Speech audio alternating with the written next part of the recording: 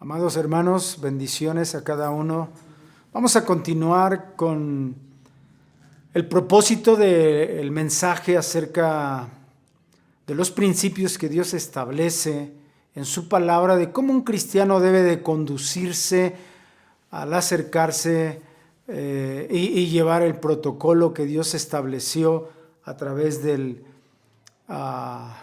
tabernáculo, el trabajo en el templo, es decir, cómo acercarnos a Dios de manera correcta y cómo es que Dios estableció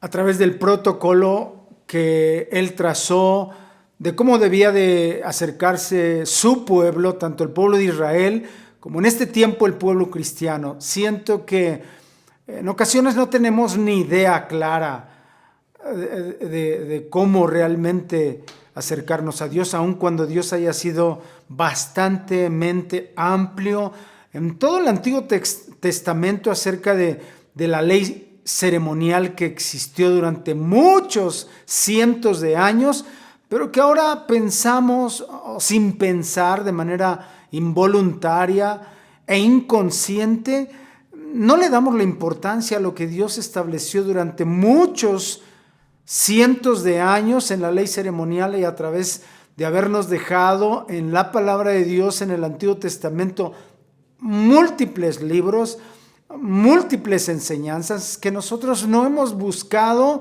el entender. Por ejemplo,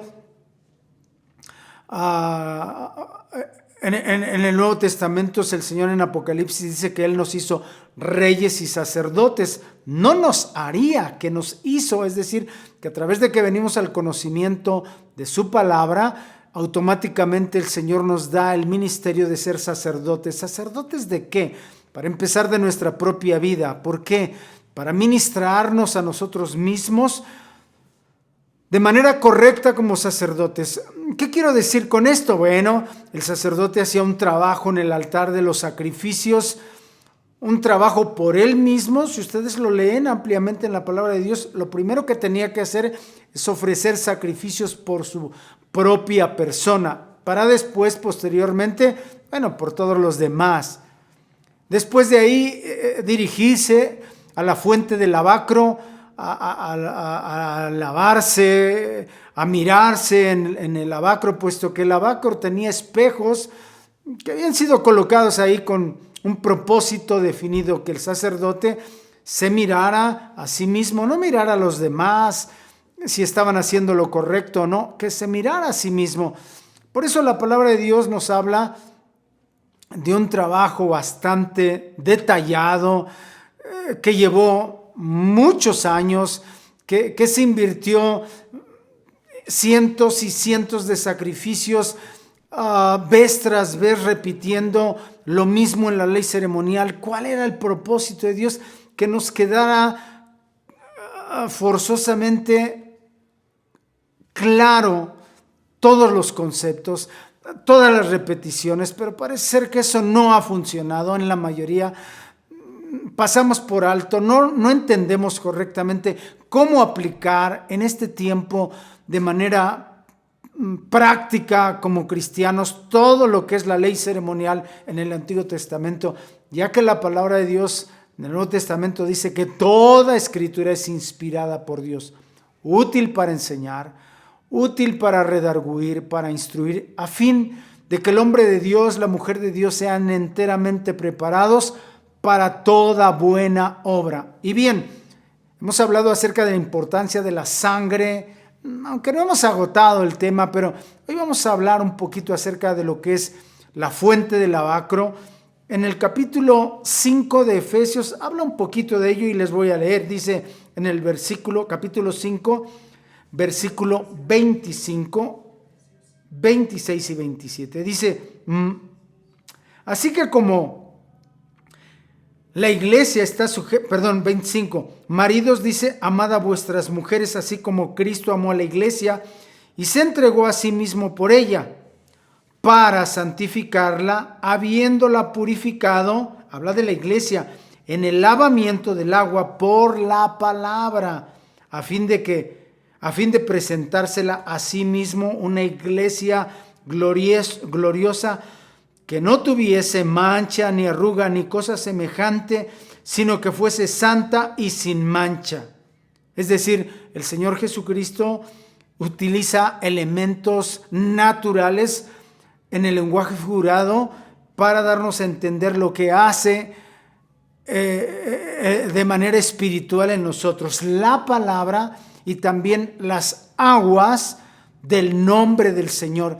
Pensamos, no lo pensamos de manera inconsciente. Creemos que una vez que nos bautizamos, porque a lo mejor así hemos sido instruidos, que una vez que nos bautizamos, llegamos, nos bañan en una pila, en un río, en un mar, y eso es todo lo que tiene que ver con el agua. No, el agua en la ley ceremonial era un agua especial que estaba ahí, preparada, dispuesta para todos los que de alguna manera tenían cierta inmundicia por múltiples cosas. Hoy en día hay mucha inmundicia en mucha gente, pero no solamente en mucha gente, pero también en cristianos, que constantemente estamos cayendo en pecados de malos pensamientos. No digo pecados a lo mejor de asesinar, de secuestrar, de robar, de matar, pero sí hay pecados que son muy comunes en el pueblo cristiano y que los pasamos por alto cuando que hay estrictamente